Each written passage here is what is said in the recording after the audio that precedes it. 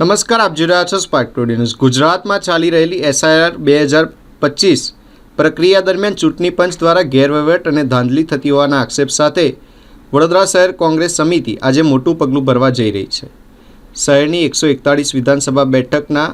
અનેક બૂથોમાં ખામી હોવાનો આક્ષેપ કરી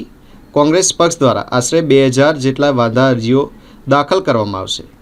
કોંગ્રેસ પક્ષનો આક્ષેપ છે કે ગુજરાતભરમાં ચાલી રહેલી એસઆઈઆર 2025 પ્રક્રિયામાં મતદાર યાદી સુધારણાના નામે અનેક અનિયમિતતાઓ જોવા મળી રહી છે। ખાસ કરીને વડોદરા શહેરની 141 શહેર વિધાનસભા બેઠકના અનેક બૂથોમાં મતદાર યાદીમાં નામ કાઢી નાખવા ખોટી નોંધણી અને પ્રક્રિયામાં પારદર્શકતાનો અભાવ જોવા મળી રહ્યો છે।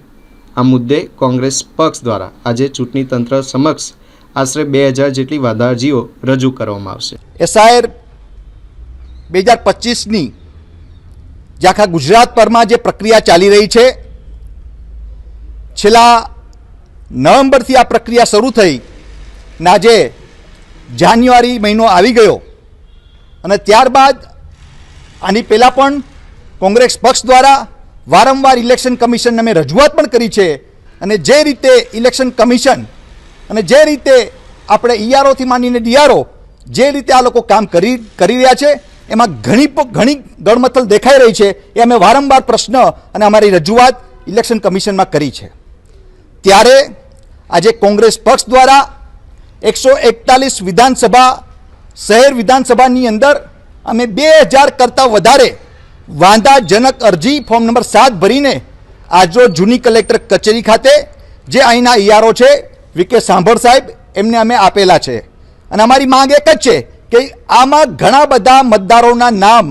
એમને જ કમી કરવામાં આવી રહ્યા છે અને અમારી બીજી માંગ એક છે કે આ જે મેપિંગ કરવામાં આવ્યા છે એ મેપિંગની અંદર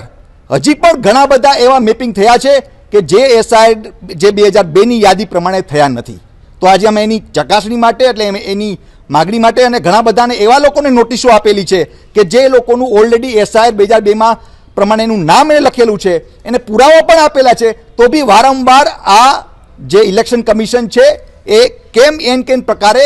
કનડગત કરી રહી છે મતદારોને અને નોટિસ ઉપર નોટિસો આપી રહ્યા છે, પણ એનું કોઈ સુનાવણીમાં જાય તો સુનાવણી એને આજે ધારો કે 15 તારીખે કોઈની નોટિસમાં સુનાવણી હોય તો 16 તારીખે નોટિસ દેવા પહોંચે છે। તો આ ઇલેક્શન કમિશનને હું કહેવા માગું છું કે કઈ પ્રકારની આ એસઆઈઆર પ્રક્રિયા ચાલી રહી છે, આ પ્રકારના ધંધા બંધ થવા જોઈએ ને અમારે જે દાખલ કરેલી વાંધા અરજીઓનો તાત્કાલિક નિકાલ કરવામાં આવે અને કોંગ્રેસ પક્ષને એક વિશ્વાસ દેવામાં આવે કે જે આખી પ્રક્રિયા છે એ પારદર્શક રીતના થઈ રહી છે અને જો આનો અમને જવાબ નહીં મળે તો આવનારા દિવસોમાં કોંગ્રેસ પક્ષ દ્વારા આ ઇલેક્શન કમિશન સામે અમે આંદોલન કરીશું અને જરૂર પડશે તો અમારા ગુજરાતભરમાં અમારા રાહુલ ગાંધીજીને પણ અમે